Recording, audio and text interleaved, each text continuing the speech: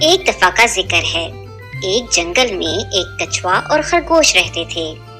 دونوں میں بہت اچھی دوستی تھی، لیکن خرگوش تھوڑا مغرور تھا کیونکہ اسے اپنی تیز رفتاری پر بہت ناز تھا۔ وہ ہر وقت کچھوے کی سست رفتاری کی وجہ سے اس کا مذاق اڑاتا تھا۔ ایک دن خرگوش نے کچھوے سے کہا، چلو ہم دونوں مل کر ریس لگاتے ہیں، دیکھتے ہیں کہ زیادہ تیز کون دوڑتا ہے۔ کچھوے نے خرگوش کی دعوت قبول کر لی۔ کچھوے کی بات سن کر خرگوش ہنسنے لگا اور بولا، چلو ٹھیک ہے، صبح ہم اس درخت سے مقابلہ شروع کریں گے اور دیکھیں گے کہ سب سے پہلے دوسرے درخت تک کون پہنچتا ہے۔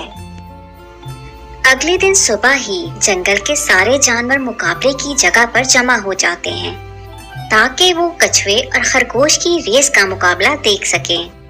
کچھوا اور خرگوش مقررہ وقت پر مقابلے کی جگہ پر پہنچ جاتے ہیں اور دوڑ کا مقابلہ شروع ہو جاتا ہے۔ خرگوش نے لمبی لمبی چھلانگیں لگا کر کچھوے کو کافی دور چھوڑ دیا۔ اس نے جب پیچھے مڑ کر دیکھا تو کچھوے کا کہیں نام و نشان نہیں تھا۔ خرگوش دل ہی دل میں اپنی جیت پر خوش ہو رہا تھا۔ اس نے سوچا کہ کچھوا تو ابھی بہت پیچھے ہے، کیوں نہ میں تھوڑی دیر آرام کر لوں، میں تو چند چھلانگوں میں ہی دوسرے درخت تک پہنچ جاؤں گا۔ یہ سوچ کر خرگوش پاس ہی درخت کے نیچے لیٹ جاتا ہے۔ ٹھنڈی گھاس اور ٹھنڈی ہوا نے اسے ایسا مزہ دیا کہ وہ کچھ ہی دیر میں سو گیا۔ اسی دوران کچھوا آہستہ آہستہ چلتے خرگوش کے پاس سے گزر گیا اور خرگوش کو خبر بھی نہ ہوئی۔ خرگوش اپنی نیند کے مزے لے رہا تھا اور کچھوا آہستہ آہستہ چلتے درخت کے پاس پہنچ گیا۔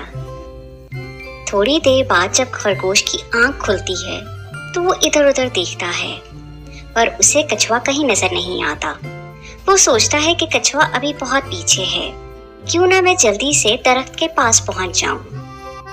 خرگوش لمبی لمبی چھلانگیں لگانے شروع کر دیتا ہے اور جلد ہی درخت تک پہنچ جاتا ہے۔ جیت کے مقام پر پہنچ کر وہ دیکھتا ہے کہ کچھوا تو وہاں پہلے سے موجود ہے۔